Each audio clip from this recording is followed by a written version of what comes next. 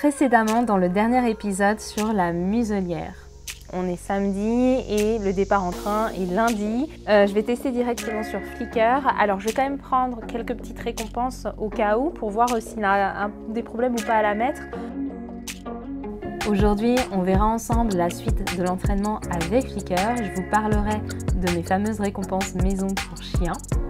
Je vous montrerai également ce que j'embarque avec moi pour mon voyage en train. On verra aussi quelques petits délices pour les humains. Et pour finir, je vous parlerai de comment s'est passé ce fameux voyage avec Flickr. Salut à tous, j'espère que vous allez bien. Je vous retrouve aujourd'hui dans un après-midi avec moi. Je vais préparer du coup mes petites récompenses maison. Je vous remets dans le petit i par ici.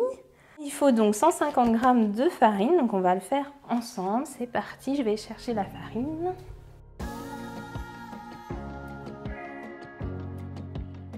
Donc je vais rajouter tout ce qui est humide d'abord. Donc là on a 2 œufs. Hop.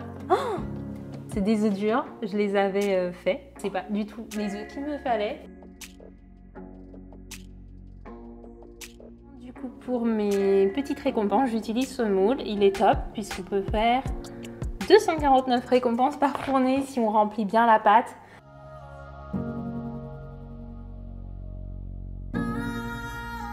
Pour les séquences qui suivent, je n'avais pas bien branché mon micro, c'est pourquoi je vous reprends en voix off. Ce qu'on voit ici, c'est un gâteau au mascarpone aromatisé au citron. Il est vraiment délicieux, il est hyper fondant.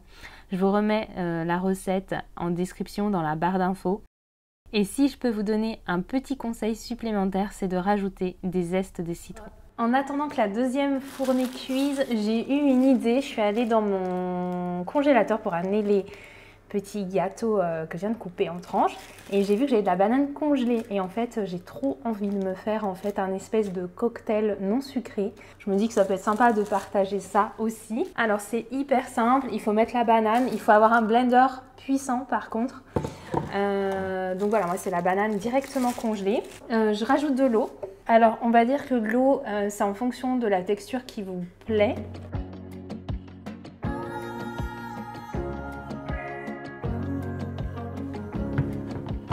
Alors, je vais goûter. En tous les cas, j'adore la texture parce que vous savez, ça fait une petite texture un peu laiteuse. C'est vraiment délicieux.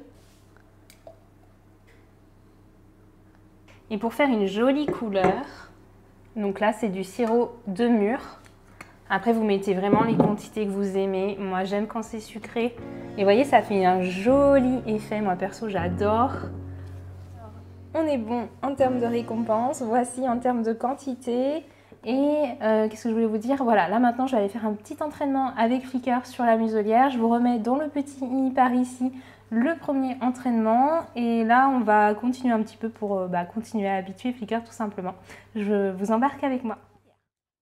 Je ne vous ai pas remis toutes les séquences de l'entraînement avec Flickr ici, mais ce qui se passe, c'est que Flickr devient moins coopérant du moment où il comprend que je vais attacher la muselière en utilisant mes 2 mains.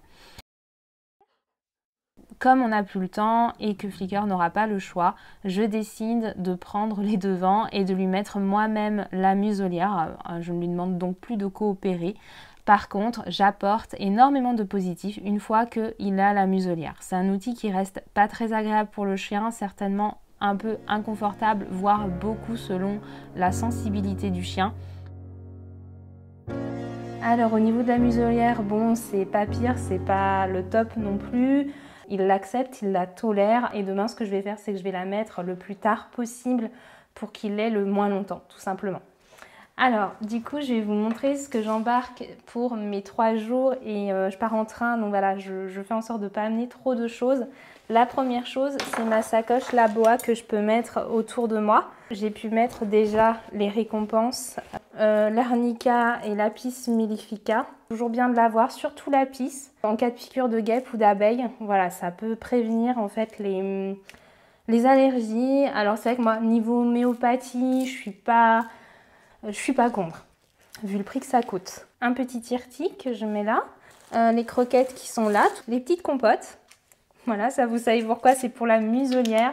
J'ai ma petite gamelle transportable que j'ai depuis des années. Je vous remettrai la référence. Petite bouteille d'eau, son harnais de tous les jours qui est le Dog Copenhague. que j'adore, Copenhagen, je sais plus comment ça se dit. Je vais prendre une longe de 5 mètres, enfin 2 longes de 5 mètres, puisque moi en fait je clipse celle-ci ici et ça me fait une longe de 10 mètres si besoin.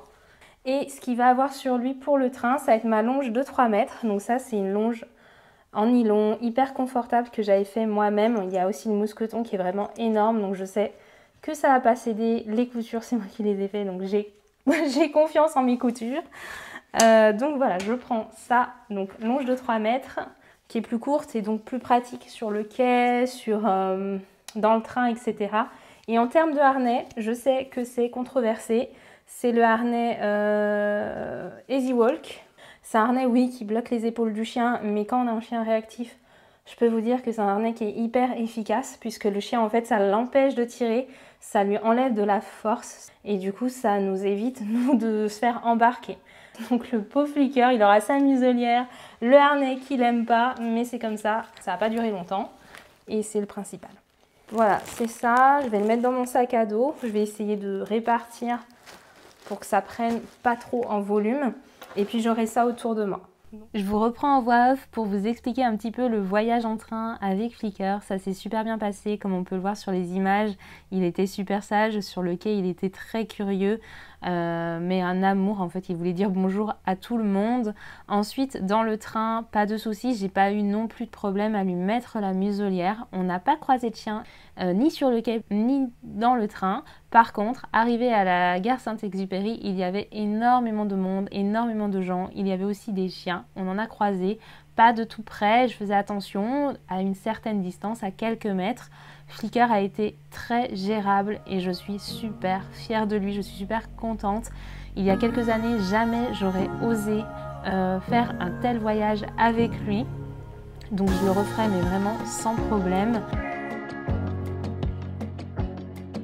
On arrive à la fin de cette vidéo, je vous remercie de l'avoir regardée jusqu'au bout. Si vous souhaitez me soutenir, n'hésitez pas à mettre un petit j'aime, à vous abonner à la chaîne et à me mettre un petit commentaire sous cette vidéo.